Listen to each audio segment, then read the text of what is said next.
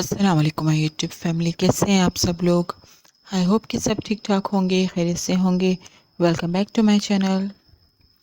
जैसा कि आप सब जानते हैं कि दुआ ज़हरा जो है वो माइनर डिक्लेयर हो चुकी है। 11 रुकनी जो एक बोर्ड बना था, मेडिकल बोर्ड, उसकी तरफ से वो माइनर डिक्लेयर हो चुकी है। और मेहदी अली काज़मी साहब का बहुत ज़ोर था कि उनकी बेटी ईद तक उनके पास आ जाए। आज जो ईद का दिन है वो उनके साथ गुजारे, लेकिन ऐसा हो नहीं सका क्योंकि हमारा सिस्टम जो है वो थोड़ा स्लो है। इन्वेस्टिगेशन या जो भी चल रहा है सिस्टम वो बहुत ही स्लो है, जैसा कि ये आप सब जानते ही हैं इसके बारे में। लेकिन ये भी अच्छी बात है कि पूरा पाकिस्तान जो है, पूरा पाकिस्तान बल्कि पाकिस्तान से बाहर के लोग भी जो है वो मेहदी अली काज़मी साहब को सपोर्ट करें, उनके लिए दुआगो हैं कि उनकी बेटी उन्हें जल्द अज जल्द मिल जाए। इंशाल्लाह आने वाली जो भी ईदें हैं वो मेहदी अली काज़मी साहब अपनी बेटी के साथ गुजारेंगे और बहुत अच्छे तरीके से गुजारेंगे। और ये जो बुरा वक्त उन पर चल रहा है, ये जो आजमाइश उन पर आई हुई है, ये भी इंशाल्लाह ख़त्म हो जाएगी। अच्छा जी, इसके अलावा आपको ये बताते चलें कि डॉन न्यूज़ जो हमारे पाकिस्तान का जो है वो एक ऑथेंटिक इदारा है, एक ऑथेंटिक न्यूज़पेपर है ये। और इसमें जो भी ख़बर छपती है उसे बिल्कुल 100% सच्चा माना जाता है। इसकी सच्चाई में जो है वो कोई भी दो राय नहीं होता। तो जी, डॉन न्यूज़पेपर में जो है वो दुआ ज़हरा के हवाले से कुछ आर्टिकल्स छपे हैं।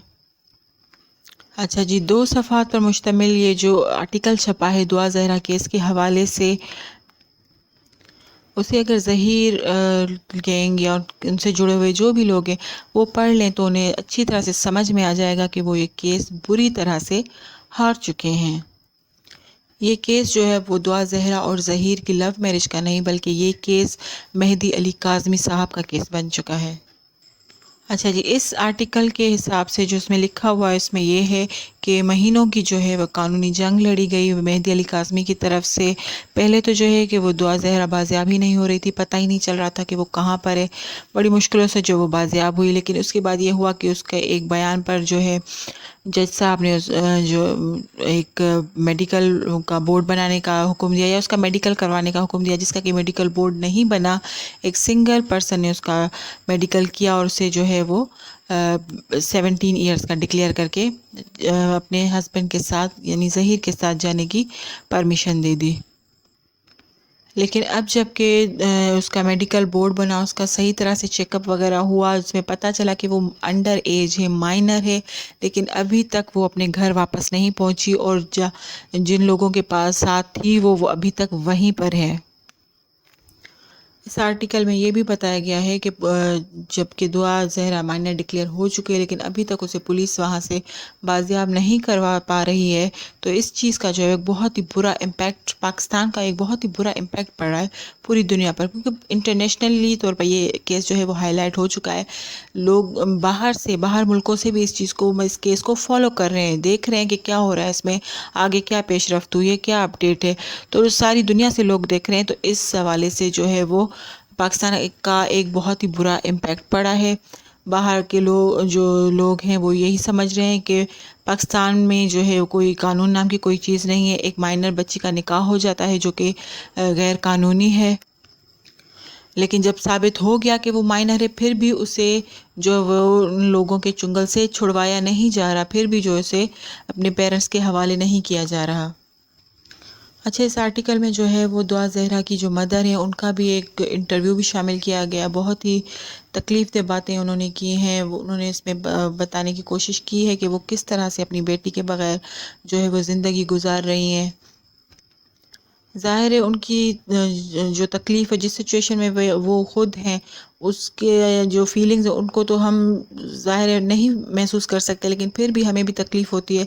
आप में से भी बहुत सारे लोग जो हैं वो माँ बाप होंगे, पेरेंट्स होंगे, कई माएँ होंगी, लेकिन सबको ही पता है कि अगर आपका बच्चा आपसे दूर चला जाए, वो भी इस तरह के आप उसे देख रहे हैं, दूर से आप उसे देख सकते हैं, उसकी वीडियोज़ देख रहे हैं, आपको पता है कि वो झूठ बोल रहा है, उसे झूठ बुलवाया जा रहा है, उस पर तशद्दुद हो रहा है, उस पर तशद्दुद किया जा रहा है। तो एक माँ ये सब کیسے برداشت کر سکتی ہوگی اور یا اس کی کیا حالت ہوگی اپنی بچی کو اس طرح سے دیکھ کر.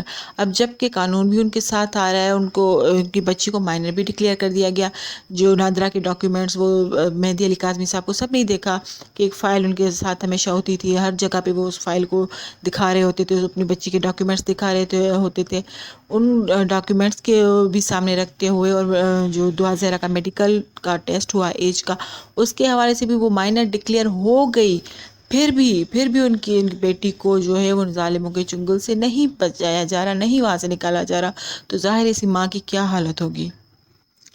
اس کے علاوہ دعا زہرا کی والدہ نے جب دعا زہرا اغوا ہوئی تھی اس کے حوالے سے بھی سب کچھ بتایا کہ کس طرح سے وہ تھوڑی دیر پہلے گھر میں کیا کر رہی تھی, کس طرح سے اس کا اغوا ہوا, کس طرح سے ہم پریشان تھے, کس طرح ہم اداروں کی طرف بھاگ رہے تھے, پولیس کی طرف بھاگ رہے تھے, اور کیا کچھ جو بھی ہوا تھا اس حوالے سے وہ سب انہوں نے اس آرٹیکل میں شامل کیا ہے.